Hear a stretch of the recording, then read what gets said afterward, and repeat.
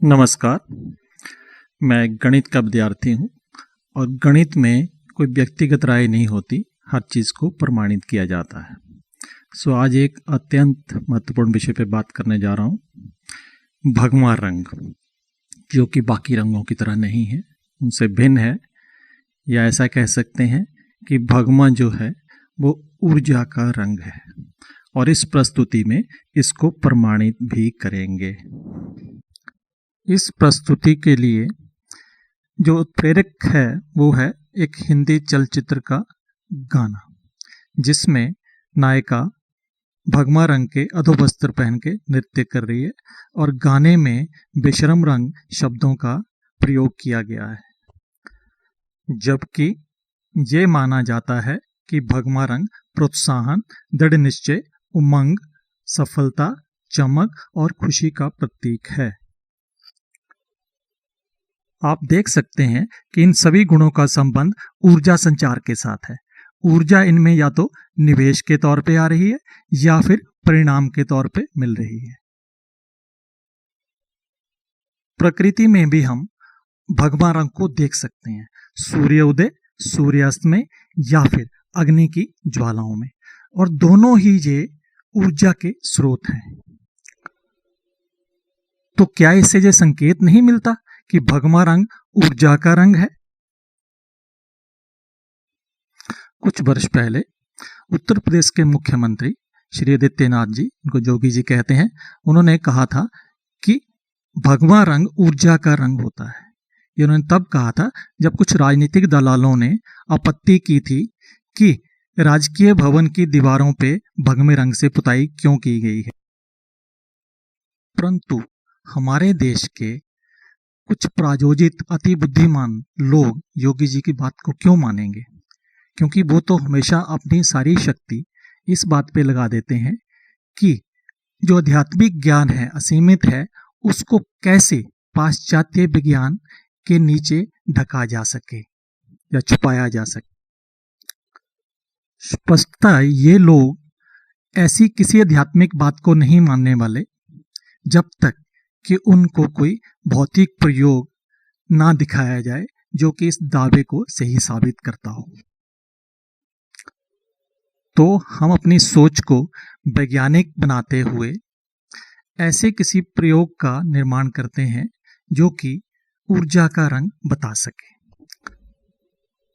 किसी भी वस्तु द्वारा प्रकाश की तरंगें परावर्तित की जाती हैं और इन तरंगों की आवृत्ति से उसका रंग तय होता है। या जैसे कह सकते हैं कि प्रकाश की किरणें जब परावर्तित होके हमारी आंखों तक पहुंचती हैं तो हमारा मस्तिष्क जो है वो इस रंग को तय करता है। इसका अर्थ है कि किसी भी पदार्थ का रंग जानने के लिए हमारी आंखें या दृष्टि का होना अनिवार्य है। तब उसके रंग का क्या जो पदार्थ नहीं है? ऊर्जा भी तो पदार्थ नहीं है, तो उसका रंग कैसे जानेंगे? शायद अपनी दृष्टि या आंखों का उपयोग किए बिना ही जानना होगा। अब हमारी समस्या है एक प्रयोग तैयार करना जिसमें बिना दृष्टि का उपयोग किए हम ऊर्जा का रंग जान सकें। तो हमारी पृथ्वी पे ऊर्जा का मूल स्रोत क्या है? स्पष्टतः सूर्य ही है। तो सौर विकिरण जो है उसके द्वारा ऊर्जा सूर्य से हमारी पृथ्वी तक आती। तो फिर सौर विकिरण का रंग ही ऊर्जा का रंग क्यों नहीं होना चाहिए? प्रयोग है सौर विकिरण का रंग जानना। हम समय तय करते हैं दोपहर का, जब आकाश में सूर्य चमक रहा है। स्थान कोई भी खुला स्थान जहां धूप पड़ रही है, सूर्य आकाश में चमकता हुआ दिखाई दे रहा। इस स्थान पे अपनी आंखें बंद करते हुए उनको दोनों हाथों से ढक लीजिए। आप अपने चारों तरफ अंधेरा पाएंगे। ये तब भी होगा जब आपका चेहरा सूर्य की तरफ है और सूर्य चमक रहा है आकाश में। अब इसी अवस्था में उसी जगह पे अपनी आंखों पर से हाथ हटा दीजिए। अब आपकी आंखें बंद हैं और आपका चेहरा चमकते हुए सूर्य की तरफ है। अब बताइए, आंखें बंद होते हुए आप अपने चारों तरफ कौन सा रंग महसूस कर रहे हैं? क्या ये भगवा रंग नहीं है? तो इससे प्रमाणित होता है कि ऊर्जा का रंग भगवा है। अब सोचिए कि सौर विकिरण तो हर जगह पे है, हर वक्त है हमारे इस ब्रह्मांड में। तो हम ये नहीं कह सकते कि जो दिक् काल बनतर है या स्पेस टाइम फैब्रिक है उसका रंग भी भगवा होना चाहिए। इस प्रयोग का एक उपयोग हो सकता है। हम ये मान सकते हैं कि एक नेत्रहीन व्यक्ति विभिन्न रंगों की पहचान नहीं कर पाता होगा सिवाय काले रंग के। तो इस प्रयोग को करते हुए एक नेत्रहीन व्यक्ति भगवे रंग को उस बदलाव के तौर पे जान सकता है जो बदलाव वो आंखों पर से हथेली हटाने पे महसूस करता है। या फिर ये कहें कि एक जन्म से नेत्रहीन व्यक्ति भी ऊर्जा के भगवे रंग को देख सकता है।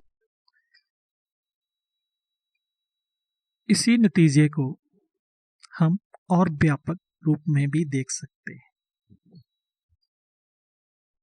यहां हम भगवत गीता के 10वें अध्याय के 21वें श्लोक के एक हिस्से को देखते हैं। तो उसमें भगवान कृष्ण कहते हैं कि चमकने वाली सब चीजों में मैं सूर्य हूं। इसी अध्याय के श्लोक 23 के एक हिस्से में भगवान कहते हैं कि वसु में मैं अग्नि हूं। तो आध्यात्मिक ज्ञान में सूर्य और अग्नि भगवान का प्रतीक है। और हमने देखा कि भगवा रंग जो है वो सूर्य और अग्नि का प्रतीक है।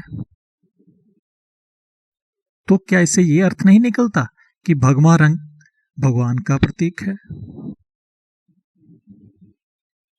अब मुंडक उपनिषद के 3 खंड के पहले अध्याय के 8वें श्लोक का एक हिस्सा देखिए। ना चक्षुषा गृहते, कुछ और भी लिखा हुआ है, पढ़ सकते हैं आप। ना चक्षुषा गृहते, इसका अर्थ है कि हम भगवान को आंख से नहीं देख सकते। उसको देखने के लिए हमें मन की शुद्धि चाहिए और समाधि की अवस्था पे देख सकते हैं, जबकि 5 इंद्रियां हमारी आराम कर रही। अब भगवान को आंख से क्यों नहीं देख सकते? क्योंकि वो ऊर्जा है, अनंत ऊर्जा। तो क्या इसका अर्थ ये नहीं है कि भगवान का रंग भी भगवा होना चाहिए? इसी श्रृंखला में हम एक श्लोक लेते हैं तैत्तिरीय उपनिषद से, सत्यम ज्ञानम अनंतम ब्रह्म। तो ब्रह्म क्या है? सत्य, ज्ञान और अनंत, ये ब्रह्म की परिभाषा है। तो इसका अर्थ ये निकलता है कि भगवान सिर्फ ऊर्जा या भगवान का ही रंग नहीं है, ये सत्य, ज्ञान और अनंत का भी रंग है।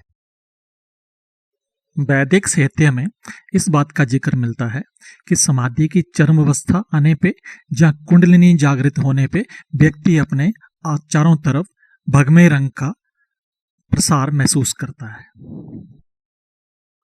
और सनातन आचरण में भगवे रंग का जो प्रयोग है ये बिना किसी कारण नहीं है, बल्कि ये हमारे जो प्रबुद्ध ऋषि मुनि है उनके अनुभव के आधार पे है।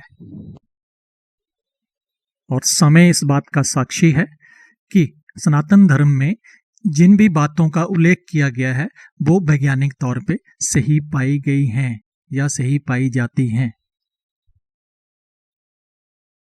सनातन दर्शन और ब्रह्मांड दोनों की उत्पत्ति एक साथ हुई है। सो जब तक ये ब्रह्मांड खत्म नहीं होता, सनातन खत्म नहीं हो सकता। बेशक ये जो प्रायोजित अति बुद्धिमान है कितनी भी नफरत कर लें इससे। धन्यवाद।